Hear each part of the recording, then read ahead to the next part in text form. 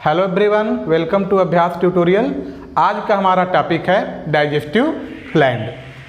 जैसा कि हमने इसके पहले वाले वीडियो में बताया था कि जो डाइजेस्टिव सिस्टम होता है उसमें दो पार्ट होते हैं। एक हमारा होता है डाइजेस्टिव एलिमेंट्री कैनाल वाला और दूसरा क्या था, डाइजेस्टिव ग्लैंड वाला। तो आज हम इस छोटे से वीडियो में डाइजेस्टिव ग्लैंड में कौन कौन डाइजेस्टिव ग्लैंड हैं, किस आर्गन में वो पाए जाते हैं और उसमें से क्या क्या सिक्रीट होता है, कौन कौन से एंजाइम उसके अंदर से निकलते हैं, सिक्रीशन होता है और उनका फंक्शन क्या है, उसके बारे में ब्रीफ में जानेंगे।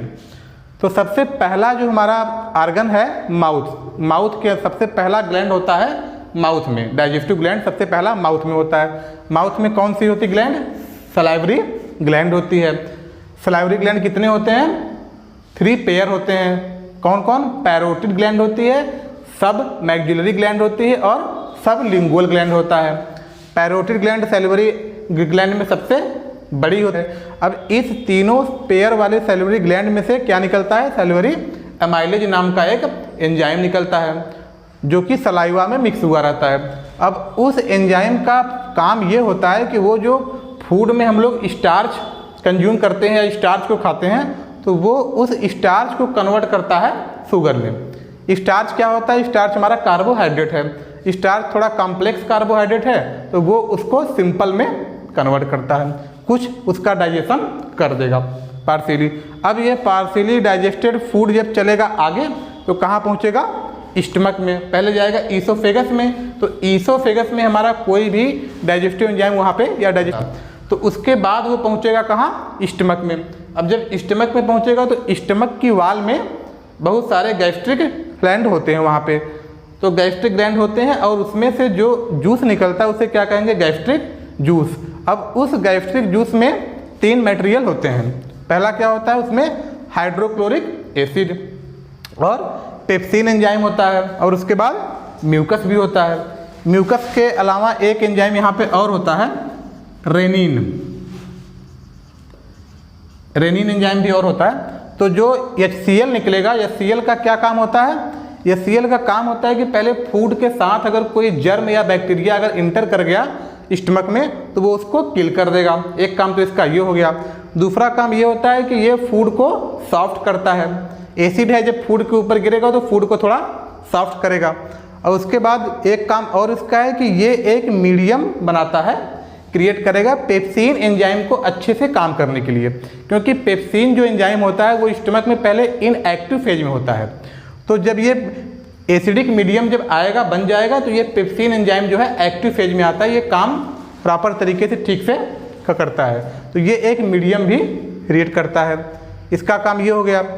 अब पेप्सिन जो एंजाइम है, पेप्सिन एंजाइम का क्या काम है, ये प्रोटीन को करता है डाइजेस्ट।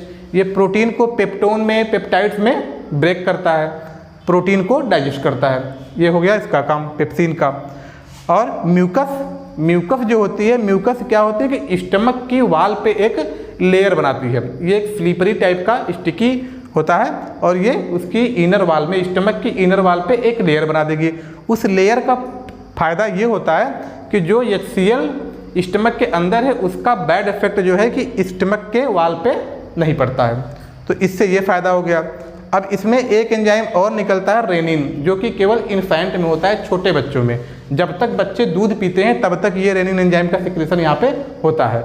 इस रेनिन एंजाइम का फंक्शन ये होता है कि जो छोटे बच्चे मिल्क जो होता है उसके अंदर एक सॉल्युबल प्रोटीन होता है, केसिन। तो अगर उसको पिएंगे बच्चे तो वो स्टमक में से डायरेक्ट पहुँच जाएगा स्मॉल इंटेस्टाइन में बिना डाइजेस्ट हुए। तो ये जो क्या करता है, रेनिन एंजाइम उस सोल्युबल प्रोटीन केसिन को इनसोल्युबल प्रोटीन पैरा केसिन में कन्वर्ट करता है और वो समझ लीजिए क्या करता है, वो दूध को दही में कन्वर्ट कर देगा, दही टाइप का बना देगा। अब वो दही जो है कि स्टमक में थोड़ा लंबे समय तक के लिए उसमें स्टे होगा, रुका रहेगा। तो अब उसमें जो हमारा पेप्सिन एंजाइम जो प्रोटीन पे काम करता है वो उस दूध पे अच्छे से काम करेगा और उसको पेप्टोन या पेप्टाइड्स में कन्वर्ट कर देगा। तो ये हो गया हमारा स्टमक से। अब स्टमक के बाद जब हमारा फूड चलेगा स्मॉल इंटेस्टाइन में, तो स्मॉल इंटेस्टाइन में 2 ग्लैंड के सिक्रीशन वहाँ पे पहुँचता है। हमें पता है कि स्मॉल इंटेस्टाइन में 3 पार्ट होते हैं। सबसे स्टार्टिंग वाला होता है ड्यूडेनम, उसके बाद मिडिल वाला होता है जेजुनम और लास्ट में जो लार्ज इंटेस्टाइन के पास पहुँचेगा वो होता है इलियम। तो इसमें दो सिक्रीशन जो होते हैं लीवर से, एक लीवर ग्लैंड से और एक पैंक्रियाज, इन दोनों का सिक्रीशन पहुंचता है कहाँ, स्मॉल इंटेस्टाइन के स्टार्टिंग वाले पॉइंट पे, ड्यूडेनम वाले पार्ट पे। तो सबसे पहले इसमें पहुंचता है सिक्रीशन लीवर से। लीवर हमारे बॉडी का सबसे लार्जेस्ट ग्लैंड है, इससे बड़ा ग्लैंड हमारी बॉडी में कोई नहीं है। तो ये क्या होता है, ये हमारे बॉडी में एब्डोमेन में राइट साइड में होता है, अपर एब्डोमेन में अपर साइड में राइट साइड में होता है ये। और इसका वजन होता है 1 से 1.5 किलो, 1 से 1.5 kg इसका वजन होता है। और ये रेडिश ब्राउन कलर का होता है। इसमें दो लोब होते हैं, राइट लोब और लेफ्ट लोब। और राइट लोब थोड़ा बड़ा होता है, लेफ्ट लोब छोटा होता है। तो ये करता है बाइल जूस का सिक्रीशन करता है। लीवर में बाइल जूस बनता है। अब ये बाइल जूस बनेगा लीवर में, और लीवर में ही एक छोटा सा सैक लाइक स्ट्रक्चर होता है, जिसमें कि एक लोटे की तरह मान लीजिए कि स्ट्रक्चर होता है, जिसमें बाइल जूस जाके स्टोर होता है। उसे कहते हैं गाल ब्लैडर। तो गाल ब्लैडर में से फिर एक पाइप होती है, उस पाइप के थ्रू जो है ये बाइल जूस ड्यूडेनम में, स्मॉल इंटेस्टाइन के स्टार्टिंग पॉइंट में पहुंचेगा। और वहाँ बाइल जूस का काम क्या होता है, पहले तो बाइल जूस एक एल्कलाइन मीडियम बनाता है, क्योंकि इसके पहले क्या था, जब स्टमक से फूड चला तो उसमें हाइड्रोक्लोरिक एसिड मिक्स हुआ था, तो उसका मीडियम फूड का एसिडिक था पेप्सिन एंजाइम को अच्छे से काम करने के लिए।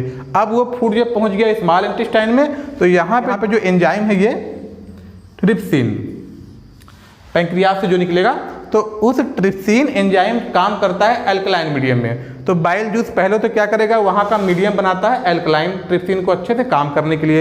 एक काम इसका ये हो गया। और दूसरा काम इसका बाइल जूस का ये है कि जो फैट मालिक्यूल हम लोगों ने कंज्यूम किया है, उसके जो लार्जर ग्लोब्यूल्स है लार्ज, उसको स्मॉलर ग्लोब्यूल्स में ब्रेक डाउन करता है। जो बड़े बड़े फैट के मालिक्यूल हैं उनको छोटे छोटे स्मॉलर पार्ट में वो ब्रेक करता है। तो इस प्रोसेस को ब्रेक करने की प्रोसेस को कहते हैं इमल्सिफिकेशन। तो बाइल जूस का एक काम हो गया इमल्सिफिकेशन ऑफ फैट को इमल्सिफाइड करना, ये हो गया। अब उसमें से अब दूसरा ग्लैंड है पैंक्रियाज, इसमें से भी जूस निकलेगा, उसका नाम है पैंक्रियाटिक जूस। ये हमारा लीवर के बाद दूसरा सबसे बड़ा ग्लैंड है। ये कहाँ पे होता है, ये स्टमक के जस्ट नीचे होता है, एक लीफ लाइक स्ट्रक्चर होता है।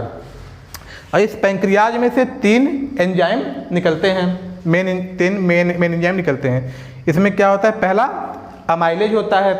तो अमाइलेज देखिए कि यहाँ पर था सलाइवा में भी, तो उसको हमने कहा था सैलिवरी अमाइलेज।